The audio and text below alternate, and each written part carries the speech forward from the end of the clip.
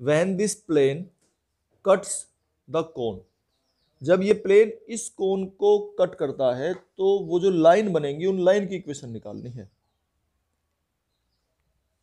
अब देखो इसे अगर तुम थोड़ा इमेजिन करना पड़ेगा, ये एक तुम्हारा कोन है, ठीक है।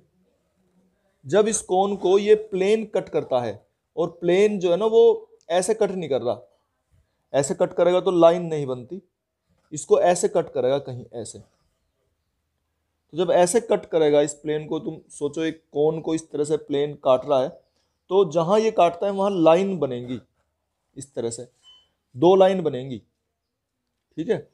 तो इन दोनों लाइनों की इक्वेशन ये पूछ रहा है, इक्वेशन ऑफ लाइंस। इसमें वो कैसे निकालते हैं, बहुत ही आसान तरीका है और तुमने सीख रखा है। और इसमें ना कोण निकालने का तरीका भी हम इसी से पढ़ेंगे, उनके बीच का एंगल निकालने का, एंगल निकालने का तरीका भी अगर तुम फॉर्मूला याद करोगे तो याद है, हो भी सकता है तुम्हारे, नहीं भी। हाँ, नहीं कैसे भी काट सकता है, ये जरूरी नहीं है, ये कैसे भी काट सकता है। ऐसा ना हो कि इसे थोड़ा तिरछा कर देंगे, वो तो दिखाने के लिए बता रहा था मैं तुम्हें। ऐसे भी काट सकता है ये, ऐसे काटेगा तो लाइन नहीं बनेगी, है ना। अगर ऐसे काटे तो लाइन थोड़ी ना बन रही है ऐसे। इस कोन को अगर काटे तो ये जो है ना ये ऐसे काटेगा, थोड़ा तिरछा ऐसे काट देगा तो भी लाइन ही बन जाएंगी। इसको जब ये जो प्लेन है ये इसको ऐसे काट रहा है, कोन कोन ही थ्री डायमेंशनल है, ये टू डायमेंशनल मत बनाओ, ये फिगर थ्री डायमेंशनल फिगर है ये। तो थ्री डायमेंशनल फिगर को प्लेन से मतलब है जैसे चक्कू से हमने काट दिया, ब्लेड से काट दिया, एक प्लेन वो है, ब्लेड जो है प्लेन है या चक्कू जो है वो प्लेन है। तो जब इसे काटेगा इस तरह से तो जहां वो कट के अलग हो जाएंगे दो हिस्से, उसके जो एंड होंगे, जहां वो कटा हुआ हिस्सा होगा वो दो लाइन होंगी इस तरह से मिली हुई, ऐसे कटेगा ना ये। तो वो लाइन के, हाँ वो लाइन निकालनी है हमें। ये तो लाइन कैसे निकालेंगे उसको मान लेते हैं कि लेट, एक चीज और देखो ध्यान से, ये 2 डिग्री की इक्वेशन है। It means the cone has the vertex origin, इसका वर्टेक्स ओरिजिन पर है, ठीक है ना। सेकंड डिग्री की होमोजीनियस इक्वेशन कोन की इक्वेशन होती है और उसका वर्टेक्स ओरिजिन पर होता है। और इस प्लेन में भी देखो, इस प्लेन में कहीं भी कांस्टेंट टर्म नहीं है, तो इसका मतलब ये जो प्लेन है ये भी ओरिजिन से ही पास होता है। तो हम इस तरह से मान लेते हैं, let the section of line of section, इसे मान लेंगे line of section, let the line of section of plane with cone, कि जब ये कोन के साथ में ये प्लेन इसे काट रहा है तो वो जो लाइन है वो ये बनती है, x minus zero over l, y minus zero over m, और z minus zero over n. Zero क्यों मान रहे हैं, क्योंकि हमें पता चल गया इससे कि ये इसे जो है दोनों कोन भी और प्लेन भी ये लाइन ये जीरो से पास हो रहे हैं, तो हमने लाइन भी इसी तरह की मान ली कि वो जीरो से ही होके जा रही है अगर। अच्छा, अब अगर ये लाइन किससे बनी है, प्लेन के काटने से, तो इसका मतलब प्लेन पर जरूर हो सकती है लाइन, ये प्लेन के काटने से बनी है तो प्लेन पे है। तो this line lies on plane and cone, ठीक है ना। ये प्लेन पे भी हो गया, कोन पे तो है ही है क्योंकि कोन सी तो बनी हुई है लाइन। जब ये प्लेन पे है, अब तुम देखो ये लाइन जो है ये प्लेन है और ये लाइन इस प्लेन में पड़ती है ऐसे करके। तो इसका मतलब क्या है कि इसके जो नॉर्मल है, प्लेन का नॉर्मल ऐसे होगा और लाइन ऐसे है, कि प्लेन का जो नॉर्मल के डायरेक्शन रेशो है और जो लाइन के डायरेक्शन रेशो हैं आपस में परपेंडिकुलर होंगे कि नहीं होंगे, ठीक है ना।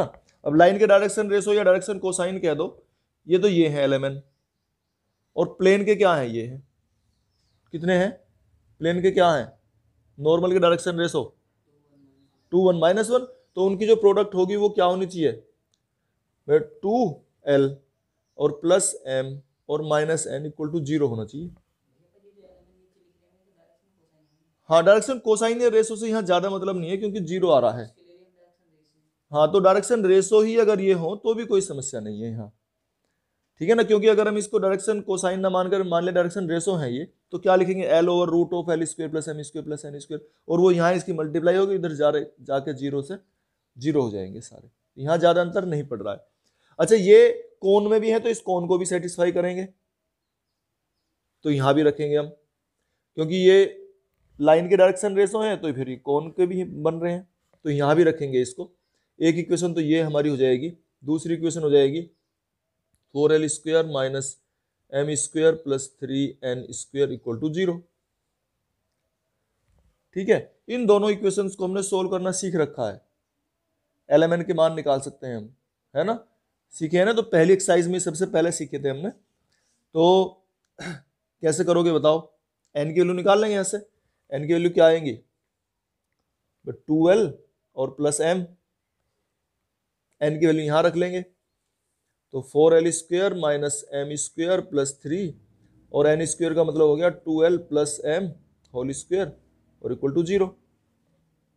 अब इसको क्या सोल्व करोगे, 4l square minus m square plus 3, और ये 4l स्क्वायर हो गया और 4 3 12, तो 12l square plus 3m square और 2 4 3 12 lm इक्वल टू 0। ठीक है, इसे और सोल्व करो, 4l square plus 12l square ये 16l स्क्वायर हुआ, m स्क्वायर और m स्क्वायर और ये 12lm है, और ये कितने बचेंगे plus 2m square equal to 0। अब ये lm में हमारी क्वाड्रेटिक आ गई है इक्वेशन, तो इसके फैक्टर हो सकते हैं बस, ये होगा 16 टू 32 और 32 के ऐसे दो फैक्टर जो 12 आ जाए तो क्या होंगे, कितने 8 प्लस 4। ठीक है, तो इसके फैक्टर मैं लिख देता हूँ, है ना, 4l प्लस m, ये इसके फैक्टर आ रहे हैं, ये डिवाइड भी हो रहा है वैसे तो 2 से सारा, तो 4l प्लस m और 12 प्लस m और इक्वल टू 0। अब इसमें क्या लिख सकते हैं, देखो 4l plus m equal to 0 लिखेंगे तो l की वैल्यू निकल जाएगी, 4l plus m equal to 0, तो हाँ m अपॉन -4 l अपॉन 1, ये क्या होगा ना, ठीक है, और l और m की वैल्यू 1 -4 इसमें रख के देख लो, 1 l की वैल्यू 1 तो 2 -4 -2, और उधर जाके ये +2, तो n की वैल्यू भी क्या जाएगी -2। इस तरह से ये हमने यहाँ निकाल लेंगे n की वैल्यू -2। अच्छा, इस 12 प्लस m इक्वल टू 0 से क्या निकलेगा,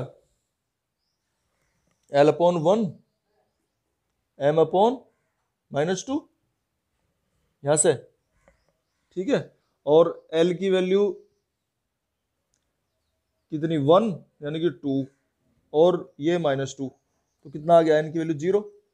तो इस तरीके से ये दो वैल्यू निकल के आ गए, देखो ये, ठीक है, l और m के ये इस तरह से हम डायरेक्शन रेशो निकल के आए हैं, ये हमारे LMN।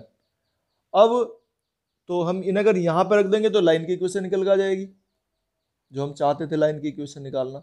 अच्छा, और अगर इनके बीच का एंगल कहता है हमारे से निकालने के लिए, तो ये लाइन के डायरेक्शन रेशो जो है, direction cosines are in the ratio, ऐसे कहेंगे हम। ये डायरेक्शन कोसाइन तो है नहीं ये, है ना, क्योंकि इनको जोड़ने पे 1 तो आन रहा है स्क्वायर करके जोड़ने पे, तो इसका मतलब डायरेक्शन कोसाइन तो है नहीं।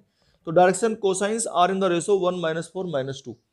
और अभी अगर इन्हें यहाँ रिप्लेस करते हैं तो इस तरह से लाइन की जो इक्वेशन है वो ये बनेगी, x ओवर 1 y ओवर -4 और z ओवर -2, तो ये बन जाएगी। फिर दूसरी क्या बनेगी, x अपॉन 1 इससे बनेगी, और y अपॉन -2 और z ओवर 0, और ये दो लाइन आ गई निकल के, ठीक है ना, अलग अलग हैं दोनों।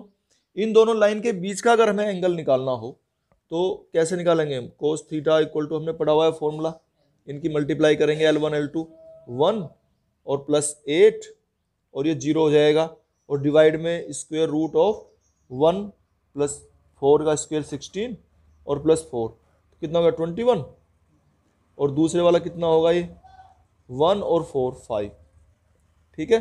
और इनकी हम मल्टीप्लाई कर लेंगे तो कितना जाएंगे भाई, 8 ओवर कितना 105, और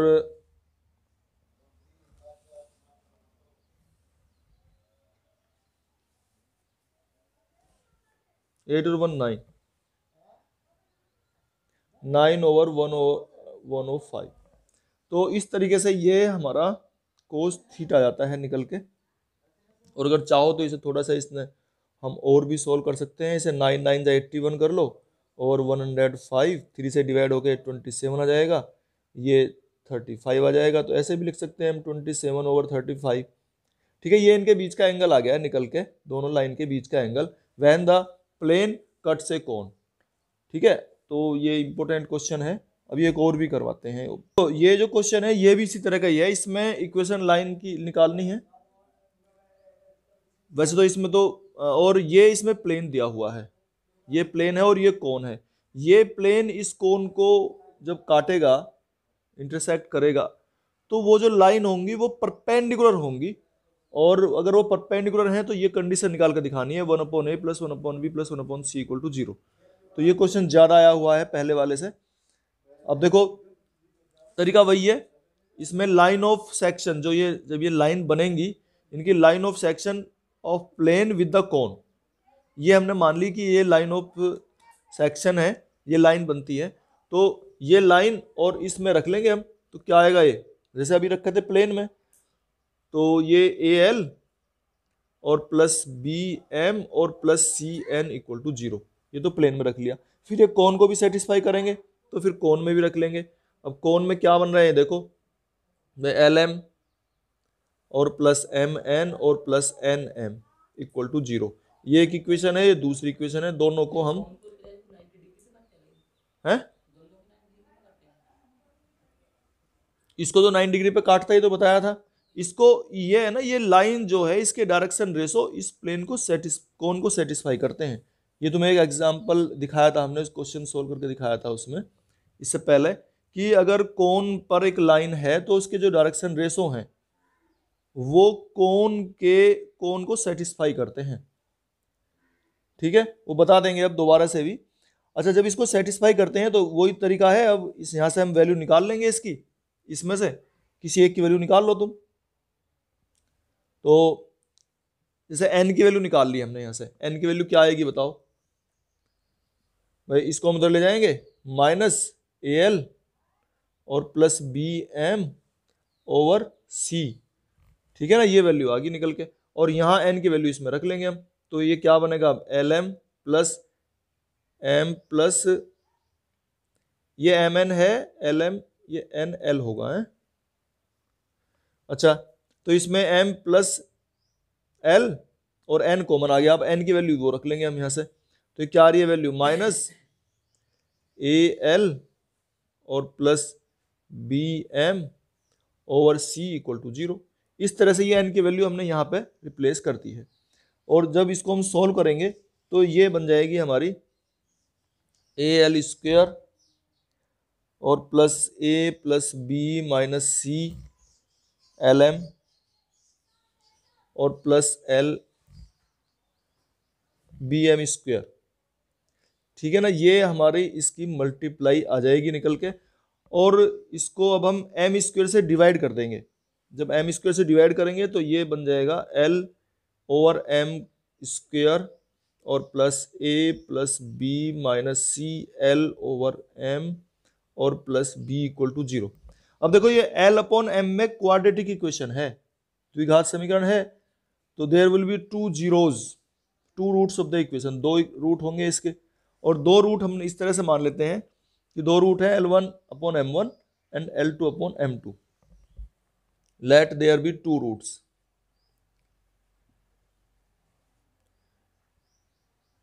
और 2 रूट्स जो हैं वो हमारे हमने मान लिए L1 upon M1 and L2 upon M2, ये 2 रूट्स हैं। तो रूट्स की प्रोडक्ट हमने सीख रखी है निकालनी, तो क्या होंगी बताओ रूट्स की प्रोडक्ट? L1 अपॉन M1 और इंटू L2 अपॉन M2, बताओ क्या था? है C अपॉन A, ठीक है, तो C ये है हमारा कांस्टेंट टर्म और अपॉन A, तो B अपॉन A आ जाएगा निकल के, equal to B over A। और इसको हम ऐसे लिख सकते हैं L1 L2, A को इसे यहीं पे ले आओ उठा के, 1 अपॉन A हो जाएगा, देखो ये पूरा 1 अपॉन A उठाया हमने वहां से यहाँ पे, और इक्वल टू क्या है ये M1 M2 और B ऊपर है तो B को नीचे ले जाएंगे तो 1 ओवर B आ जाएगा ये, ठीक है। देख लो इसे कैसे सोल्व कर रहे हैं हम। और फिर अगर हम चाहें इसी तरीके से सिमेट्रिकली तो हम लिख सकते हैं कि N1 N2 की वैल्यू क्या आएगी निकल के, बताओ? 1 ओवर C। हमने इसीलिए बनाया है ये इस तरह से। तो L1 L2 upon 1 upon A है, M1 M2 upon 1 upon B है, और N2 अपॉन 1 अपॉन C है। और ये कह रहा है कि ये जो लाइंस हैं दे आर परपेंडिकुलर लाइंस। तो अगर ये लाइंस परपेंडिकुलर हैं तो क्या होगा? L1 L2 और प्लस M1 M2 और प्लस N1 N2, बताओ किसके इक्वल होंगे? 0 के, ठीक है। अब L1 L2 ये क्या है? 1 अपॉन A और प्लस 1 अपॉन B और plus 1 over C equal to 0 का जाएगा निकल के, ठीक है। तो इस तरीके से ये हमने प्रूव कर दिया है, और ये इंपॉर्टेंट क्वेश्चन है पहले वाले से भी ज़्यादा।